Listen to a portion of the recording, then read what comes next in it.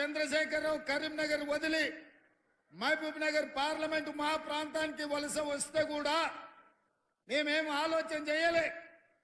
తెలంగాణ రాష్ట్రం రావాలి అంటే పాలమూరు గడ్డ మీద తెలంగాణ నినాదం వినిపించాలి అని ఆనాడు మేము కూడా చంద్రశేఖరరావుని గెలిపించినాం.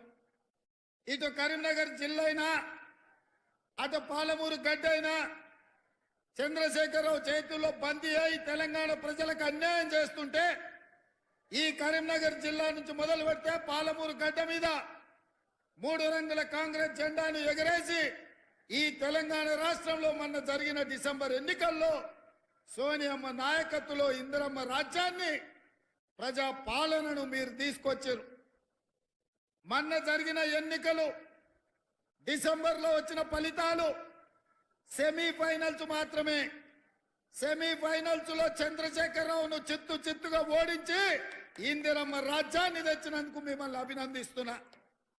మరి ఇవాళ మిమ్మల్ని అడుగుతున్న మిత్రులారా, సెమీఫైనల్స్ లో చంద్రశేఖరరావును చిత్తుగా ఓడించిన మీరు ఇవాళ ఫైనల్స్ కు వచ్చినాం.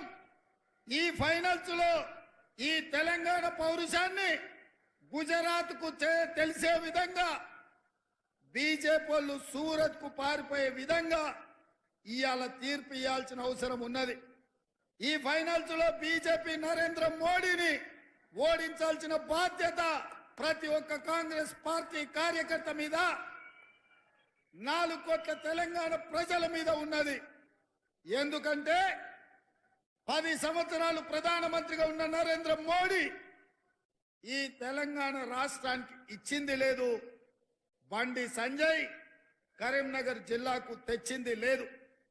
ఇవాళ ఈ వేదిక మీద నుంచి తెలంగాణ సమాజానికి నేను గుర్తు చేయదలుచుకున్నా, ఆనాడు పునర్విభజన చట్టంలో ఈ తెలంగాణ రాష్ట్రానికి బయ్యారం ఉక్కు కర్మాగారాన్ని, కాచిపేట రైల్వే కోచ్ ఫ్యాక్టరీని, 4000 మెగావాట్ల విద్యుత్ ఉత్పత్తి ఎన్టీపీసీ నుంచి మనకి ఇవ్వాలని, ఐటీఐఆర్ కారిడార్ ఇవ్వాలని, గిరిజన యూనివర్సిటీ ఇవ్వాలని, ఐఐఎం ఇవ్వాలని, ఐఐటి ఇవ్వాలని, పాలమూరు రంగారెడ్డి ఎత్తిపోతల సాగునీటి ప్రాజెక్టును జాతీయ ప్రాజెక్టుగా ప్రకటించాలని 2014లో సోనియా గాంధీ గారు, మన్మోహన్ సింగ్ గారు తెలంగాణకి ఇచ్చారు.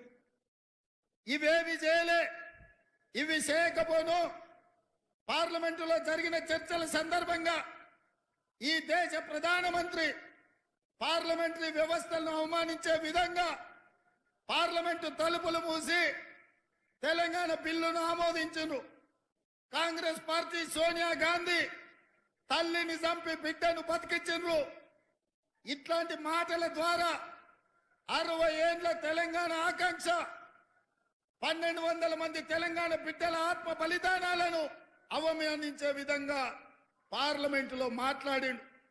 నేను ఇవాళ అడుగుతున్న బండి సంజయ్ని, గతంలో నువ్వే ఎంపీగా ఉన్నావు కదా, నరేంద్ర మోడీ గారి మాటలు మాట్లాడినప్పుడు నువ్వు పార్లమెంటులోనే ఉన్నావు కదా, తెలంగాణ తల్లిని అవమానిస్తుంటే, తెలంగాణ రాష్ట్ర ఏర్పాటు ప్రక్రియను తప్పుపడుతుంటే ఎందుకు మౌనంగా ఉన్నావు బండి సంజయ్?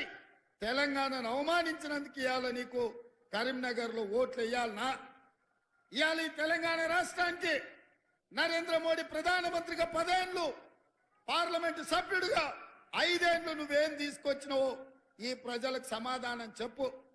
ఆనాడు అయ్యో పాపం పేదోళ్ళ బిడ్డ గుండో అరగుండో ఏదో ఒక గుండు గెలవని కదా అని ఈ తెలంగాణ ప్రజలు నీకు ఓటేసిండ్రు.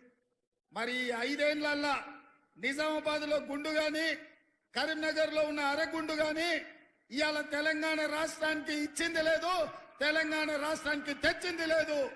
నరేంద్ర మోడీ గారు జాతీయ ప్రాజెక్ట్ ఇవ్వలేదు, నరేంద్ర మోడీ గారు ఐటీఐఆర్ కారిడార్ ఇవ్వలేదు. ఇవాళ ఈ తెలంగాణ రాష్ట్రానికి నరేంద్ర మోడీ భారతీయ జనతా పార్టీ ఇచ్చింది ఏంటంటే గాడిద గుడ్డు ఇచ్చిండ్రు. ఇగో ఈ గాడిద గుడ్డే 10 ఏళ్ల తెలంగాణ రాష్ట్రానికి నరేంద్ర మోడీ ఇచ్చిండ్రు.